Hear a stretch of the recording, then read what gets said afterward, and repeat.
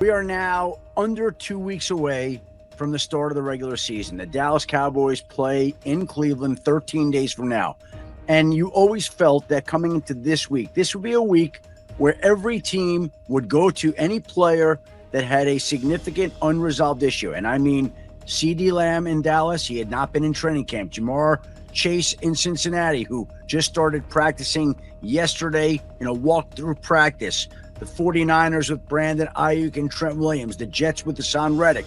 Every significant unresolved situation has to be addressed. It doesn't mean that they're going to be solved or resolved, but we are getting so close to the opener that it's go time for everybody.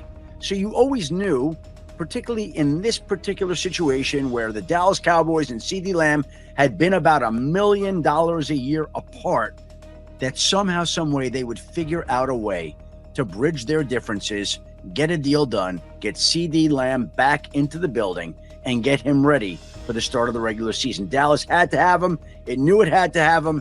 And that's why the deal gets done now, just under 2 weeks away from the opener. Adam Schefter, knowing that the deal had to get done, knowing how pivotal he is when Brandon Cooks is your number 2 and a bunch of dudes named Jalen, whose last name most of us can't remember, are your third receivers and beyond for the Dallas Cowboys, knowing what you've got in terms of your situation with the Dallas Cowboys, and that there was only $1 million apart, why in God's name wait for it to take this long if you're Jerry Jones? It's a great question. Don't have the answer to that, Stephen A. Again, sometimes that's sort of the way that these situations unfortunately work. These deals sometimes don't get done until they really have to. And should the Cowboys want to sign Dak before the season starts? No, I don't think they should.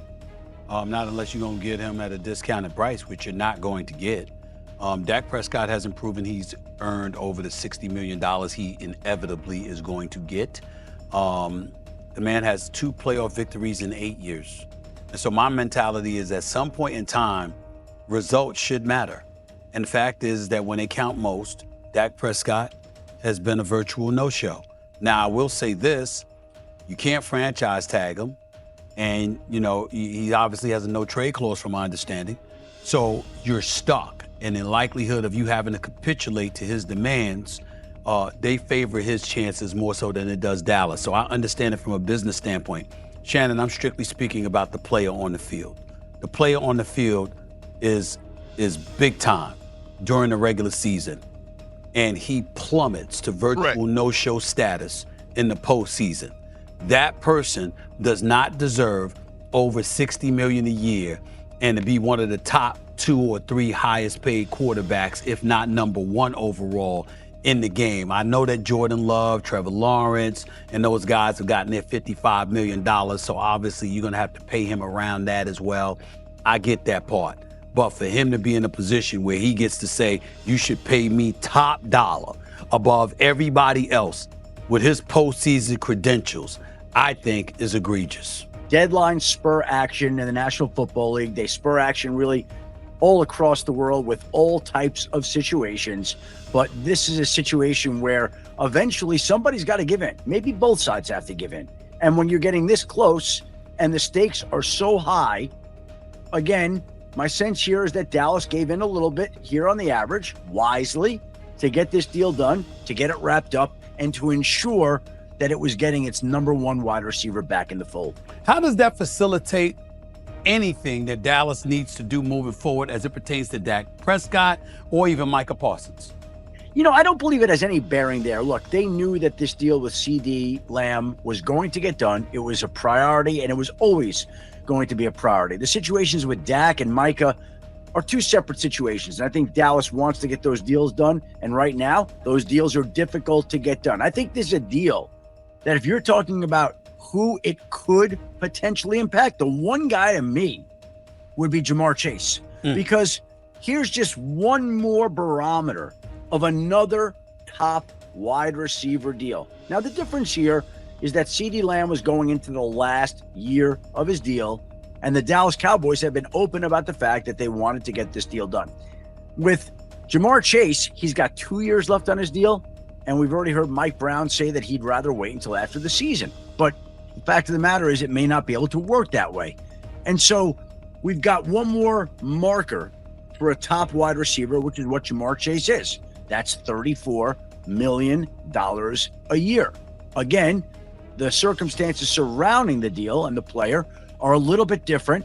But if this deal today is going to have any impact on anybody, more so than Dak Prescott, more so than Micah Parsons, to me, it would be Jamar Chase more than anybody. The Dallas Cowboys, the team with all the talent, all the hype, but year after year, the same painful results. With the 2024 season fast approaching, the questions about this team are louder than ever. Can CeeDee Lamb and Dak Prescott finally put the pieces together to lead the Cowboys to the Super Bowl? Or are we witnessing the same old story where this team falters under the weight of its own expectations? At the center of this storm is CeeDee Lamb's contract, a saga that dragged on far too long for comfort. And let's not overlook Dak Prescott, a quarterback who's been paid like a superstar, but has yet to prove he can deliver when it counts. Is this the season they prove everyone wrong? Or are we setting up for another monumental disappointment in Dallas? Let's dive into the controversy surrounding this team. Let's cut right to the chase. The Cowboys took a massive gamble by letting CeeDee Lamb's contract situation linger. The fact that they allowed this negotiation to become a drawn-out spectacle is baffling. Lamb isn't just an asset to this team, he's the focal point of the offense. Without him, Dak Prescott's job becomes infinitely harder, and the entire offense crumbles. And yet, Jerry Jones and the Cowboys front office allowed this to drag on, risking chemistry, preparation, and potentially the entire season. Why? For a few $1 million? In a league where every second counts, this kind of delay is not just risky, it's downright reckless. Sure, they finally got the deal done, but at what cost? How much time did they waste, and how prepared is this team now that the dust has finally settled? CeeDee Lamb is not just another piece in the puzzle for Dallas, he is the puzzle. Without Lamb, this offense is a shadow of itself. He's the guy who stretches defenses, makes big plays, and bails out Dak Prescott when the pocket collapses. If you think the Cowboys can get by with Brandon Cooks as their top option, think again. Lamb is irreplaceable, and the entire offense revolves around his ability to change games. This isn't just about having a great receiver, this is about survival. Without CeeDee Lamb, the Cowboys don't just lose a weapon, they lose their identity. His absence would have crippled this team before the season even started. The fact that the Cowboys let this negotiation hang in the balance for as long as they did should be a serious wake-up call for this franchise. They dodged the bullet, but that doesn't mean they're out of the woods yet. Now, here's where things get real: is the combination of CeeDee Lamb and Dak Prescott truly capable of carrying this team to the Super Bowl? On paper, they should be. Lamb is a rising star, and Dak has all the tools to succeed. But let's be honest, they haven't done it yet. And for all the hype surrounding them, results are what matter. Dak Prescott is an enigma. He looks like an elite quarterback during the regular season, but when the stakes are highest, he vanishes. 2 playoff wins in 8 years? That's not elite. That's not even close. Yet here we are, holding out hope that this time will be different.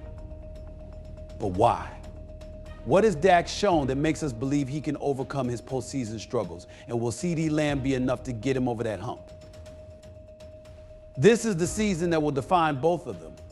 If they don't deliver this year, then it's time to seriously reconsider whether this duo is capable of leading Dallas to the promised land. No more excuses. No more second chances. It's do or die for Dak and Lamb. Let's talk about Dak Prescott's contract, a massive deal for a quarterback who has yet to prove he can win when it matters most. The Cowboys are paying him like a top-tier quarterback, but his playoff performances have been anything but top tier. It's time to face the facts. Dak is under immense pressure this season. The Cowboys have essentially tied themselves to Dak with his no-trade clause and a contract that's handcuffed the team's financial flexibility. If he doesn't deliver this season, it's not just a failure for Dak, it's a failure for the entire Cowboys organization. They bet the house on him, and right now, that bet isn't looking like a safe one. Dak's regular season numbers are great, but in the postseason, when it really counts, he's disappeared. If that trend continues, the Cowboys have to seriously rethink their future with Dak at the helm. This season isn't just about winning games, it's about determining if Dak Prescott is the right quarterback to lead this team into the future. The 2024 season is make or break for the Dallas Cowboys, CeeDee Lamb, and Dak Prescott. With Lamb's contract secured, the pressure is on for this team to finally deliver on its potential. But the clock is ticking and the window for success is closing fast. Can Dak Prescott finally shake off his postseason demons and prove he's worth every penny of that massive contract? Can CeeDee Lamb continue to elevate his game and become the true cornerstone of this franchise? Or are we staring down the barrel of another year of bitter disappointment for Cowboys fans? This is it. No more excuses. No more second chances. The future of the Dallas Cowboys hinges on this season, and the stakes couldn't be higher. It's now or never.